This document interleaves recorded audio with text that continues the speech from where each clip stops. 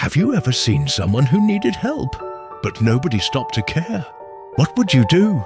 A long, long time ago, when Jesus was teaching people about God's love, a man stood up and asked him a question. "Teacher," he said to Jesus, "what must I do to have eternal life?" Jesus replied, "What does God's law say?"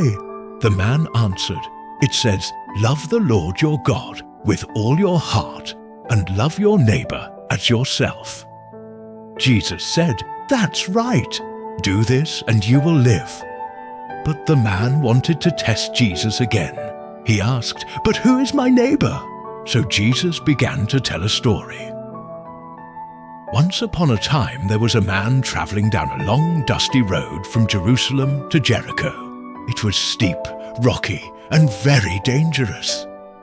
As the man walked, suddenly, out jumped a group of robbers. "Give us your money," they shouted. They grabbed him, took everything he had, hurt him badly, and left him lying on the side of the road. He was hurt, bleeding, and could barely move. The poor man needed help, but would anyone stop? After a while, footsteps were heard. It was a priest, someone who worked in God's temple. Surely he would help. But when the priest saw the hurt man, he stopped for a moment, then walked right to the other side of the road. He didn't even stop to check. Maybe he was too busy. Maybe he was afraid. But he walked away and left the man there. Soon, another man came down the road. He was a Levite, another helper from the temple. He looked at the man lying there, and then he also crossed the road and hurried away. Two men who loved God's house, but they didn't show God's love to someone in need. Then came another traveler. He was from a place called Samaria, so people called him a Samaritan. Now, the people from Jerusalem and Samaria didn't like each other very much. They usually didn't even talk. But when the Samaritan saw the hurt man, his heart was full of kindness. "Oh no, you're hurt. Don't worry, I'll help you," he said. He carefully wrapped the man's wounds with cloth, poured oil and wine to clean them, and gently lifted him onto his donkey. He walked beside the donkey, step by step, until they reached a small inn, a place to rest.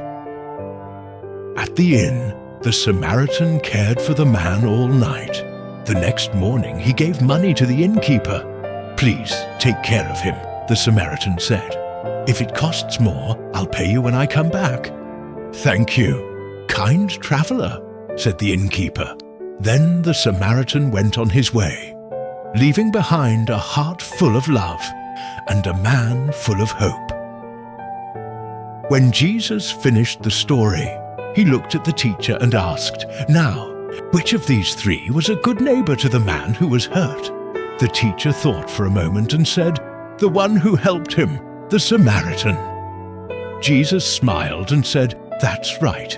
Go and do the same." Jesus wanted everyone, even us today, to understand something very special. Being a neighbor isn't just about living next door. It's about showing kindness and love to anyone who needs it. Maybe someone in your school is feeling sad or alone.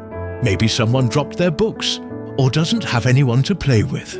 You can be a good Samaritan too by stopping, caring, and helping, because every time we show kindness, we show God's love in our hearts. So kids, remember, love God with all your heart and love your neighbor as yourself, because no matter where they're from or who they are, everyone is your neighbor. Thanks for listening, and tell someone today you are loved.